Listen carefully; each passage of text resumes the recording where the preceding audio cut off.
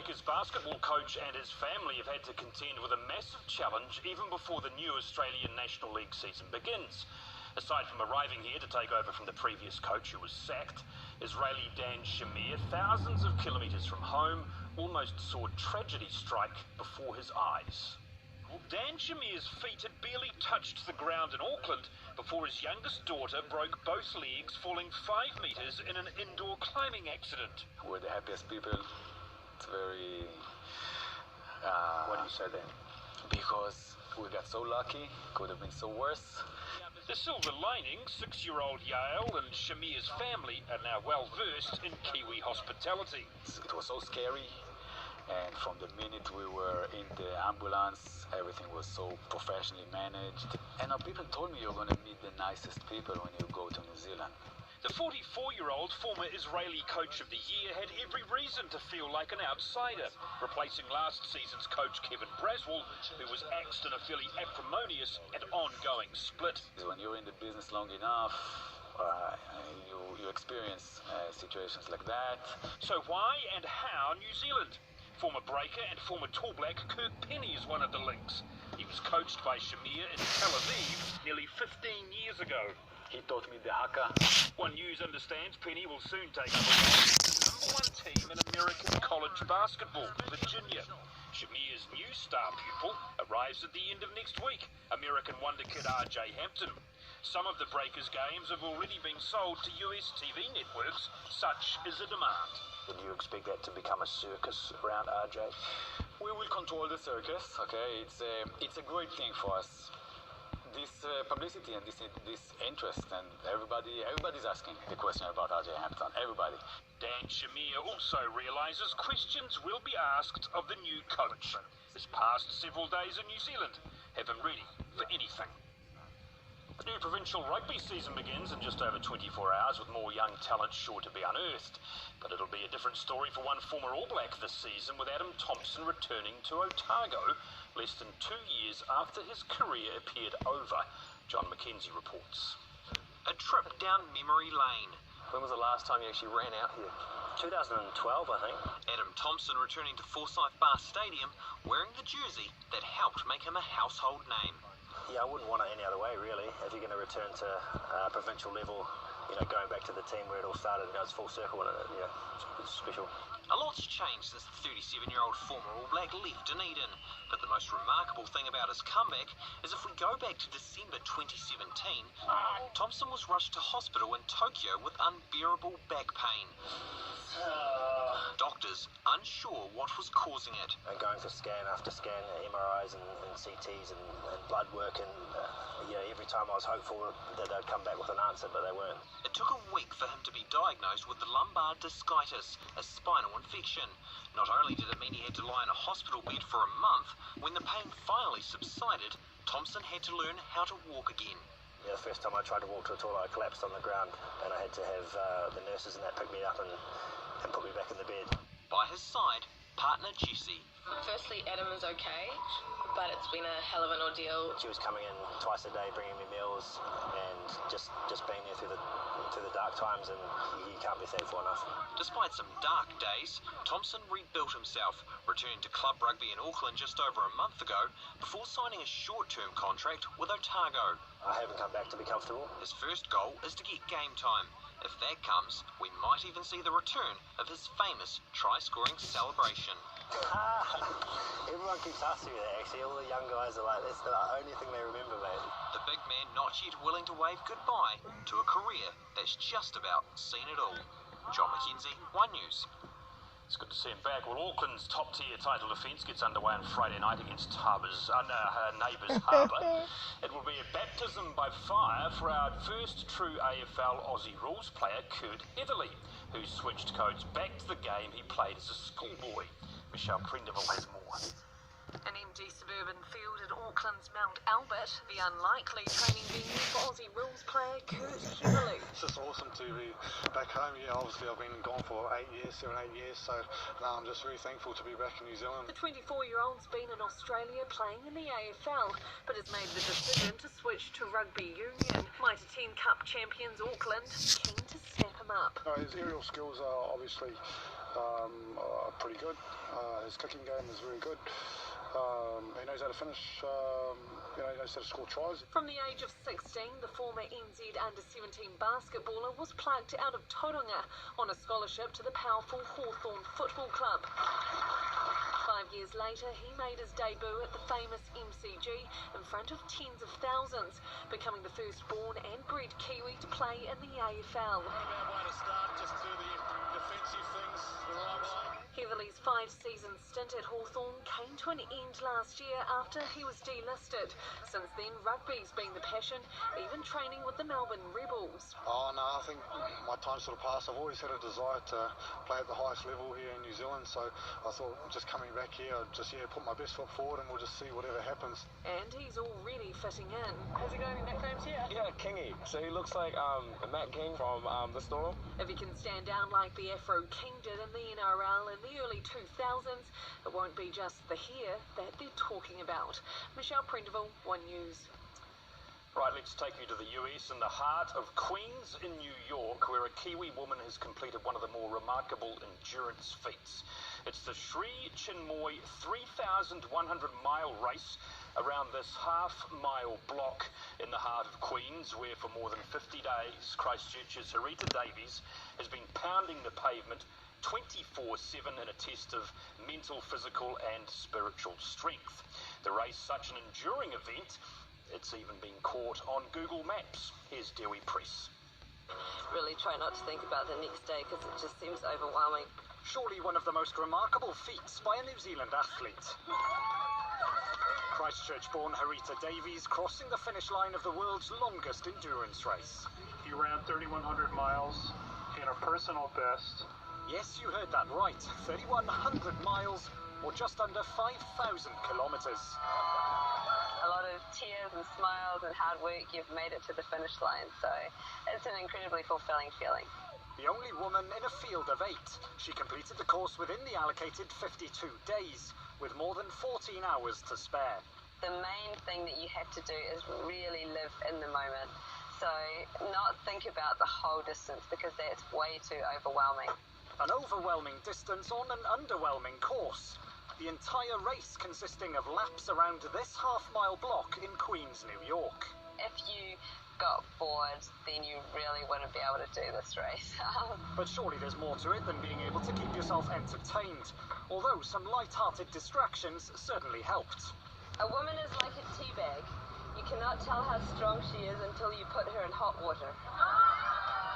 Harita's strength tested by having to cover the equivalent of more than 118 marathons in 51 days.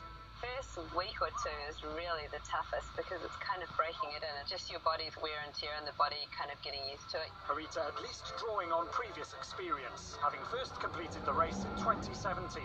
While she says a third attempt is a possibility, first up is some well-earned rest and recovery.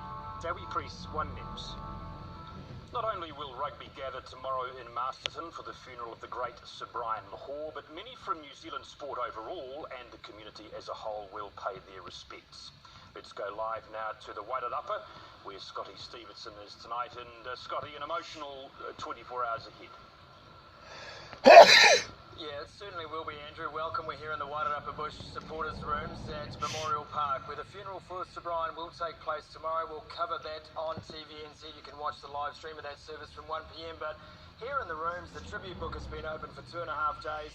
My cameraman Raymond and I arrived this afternoon. Already we've been told that there has been a steady stream of grievers and well-wishers who've come to mark that tribute book. Over here, let's look at the memorabilia on display for funeral goers tomorrow. It's quite an incredible collection reflecting this great man's life. It's all rugby in this room, as you can imagine. You can see the representatives up on the wall. BJ's name right here, of course. The Magic Man, says this newspaper clipping, and I don't think anyone would argue about it. Since we've been in the Wairarapa, we've had conversations with people in hotels, on the street. Everyone has a story about Sir Brian Lahore, and they are remarkable stories. Stories of generosity, of the fact that he just gave his time to so many causes and so many people. He really was an icon of this community. They are expecting expecting 3,500 to 5,000 people here at Memorial Park tomorrow, including up to 100 former All Blacks and many other representatives of rugby and, as you mentioned, Andrew, the sporting community across the country. Sir Brian, I believe, wanted all of those people to be able to stick around after the service and share a beer and perhaps a sausage roll. So if you're a baker right now, I'd be getting those in the oven. Andrew. Certainly an apt tribute. Thanks, Scotty. Scotty Stevenson with us live from Memorial Park in Masterton. And our thoughts with Sir Brian's friends and family this evening, and also tomorrow. I'm sure there'll be a fitting farewell. And as Scotty mentioned, you can see that live on One News Now from 1 tomorrow afternoon. All right. Be emotional. It will be. Thanks, Ed. And then on 7 Sharp, security at Parliament stops a unique protester. Yeah, this is an interesting one. We're with the only politically active sheep in the country. Care to guess how much this logo cost? Would you be proud to have it represent your city? Plus, why funny guy Brent McKenzie is back in New Zealand. He's with us for a good long laugh about life and his new role in Wellington. We will see you at 7. Kia ora. Tonight on One, which way will tonight's couple sway on Kirsty and Phil's Love It or List It? Then it's the series finale of Race Across the World. On 2, unpack the hot topics of the week with Have You Been Paying Attention? Then The Laughs continue and Michael McIntyre's Big Show. Later on Duke, meet the diligent workers keeping the world's cargo moving on Mega Shippers. Plus, she's back home, but can she start over? Stream the new comedy drama Back to Life on demand. It's Pet Week at Fresh Choice with red hot specials on selected bags of Whiskers and Temptations, now $11 each. Plus beef ribeye and Scotch fillet steak is just $25.90 a kilo, and Hass avocados are a low $1.80 each. Fresh Choice, where fresh meets local. There's a little bit of good in everyone. There's a little bit of bad too. There's a little bit of good in everyone, so try and let the good shine through. There's a little bit of love in everyone, so try and let the love shine through.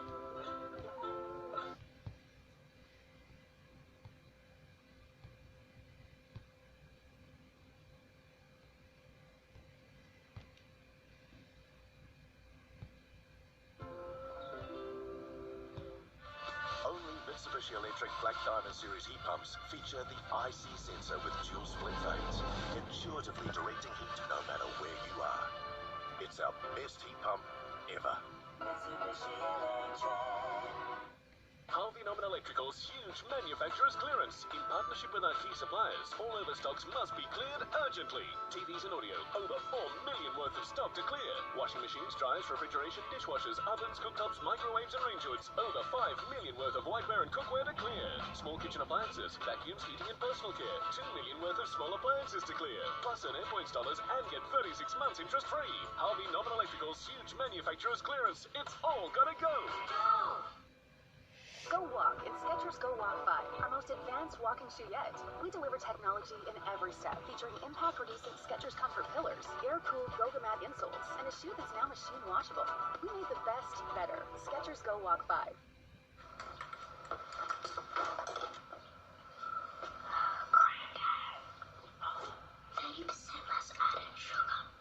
I love that Milo taste.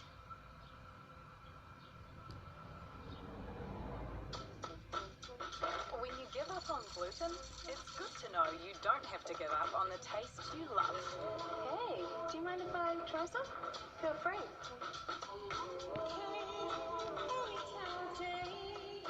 There's never been a better time to have hearing loss. Seriously. Advances in technology mean hearing solutions are getting smaller and smarter every day. Like the Swiss-crafted titanium. So small they're almost invisible.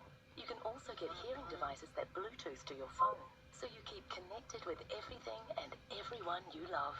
Talk to Triton Hearing today about your free premium technology upgrade.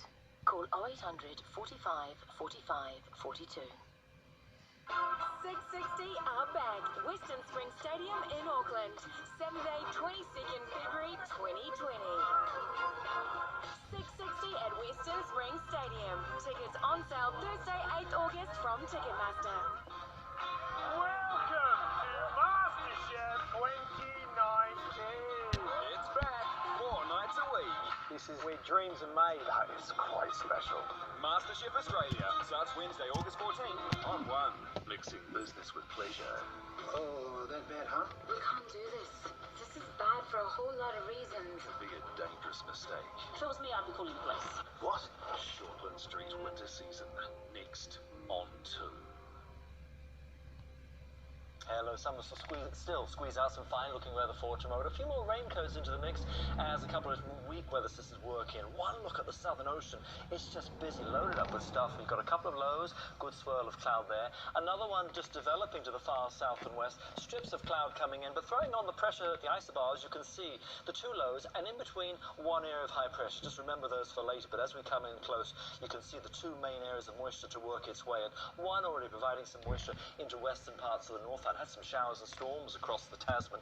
That's coming in, the big lump of yellow there. Already dropped some 5 millimetres into the rain bucket at New Plymouth Airport. The other one is to the south and the west, so they'll slide their way in. But with the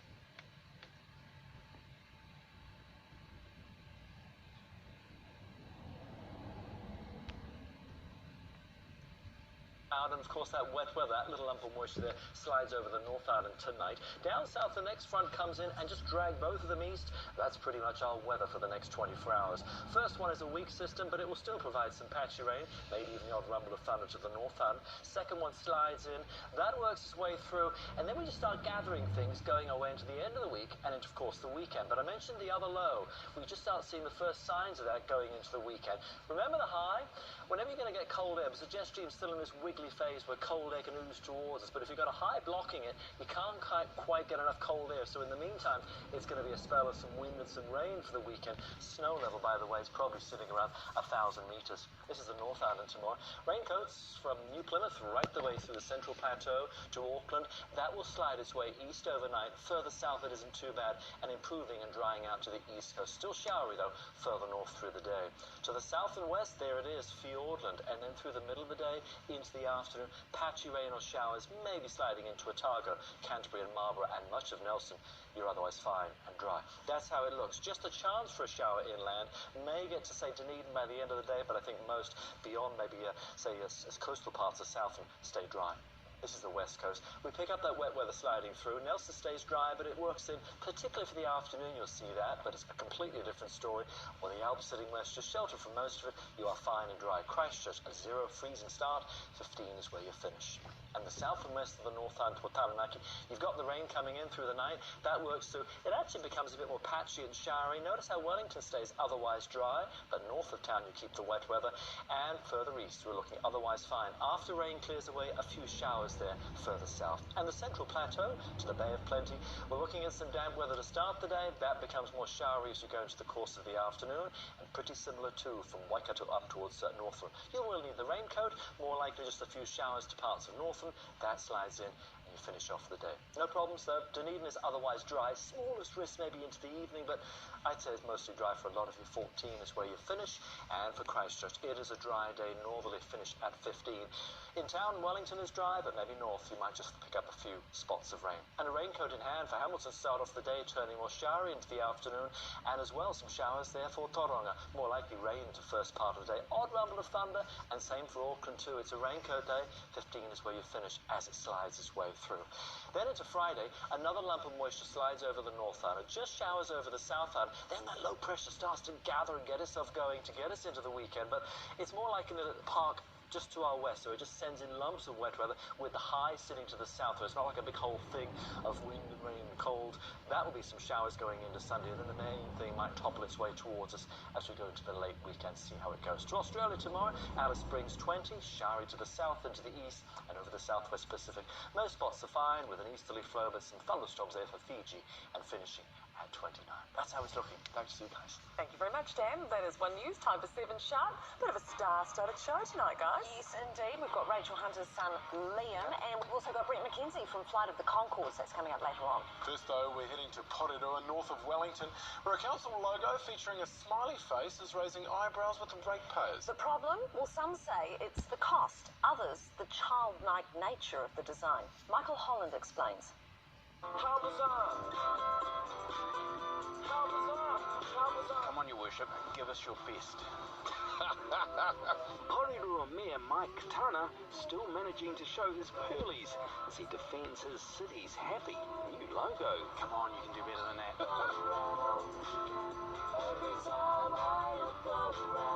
People say, yeah, what's the smiley face about? I said, it's actually about to help people. You proud of him? I'm feeling sorry for him right now. He's getting a bit of a beat up. The smiley face getting big thumbs down frowns from the Taxpayers Union, describing it as unnecessary, limp and childlike. The icon to be used on social media, part of a major council rebranding, a 98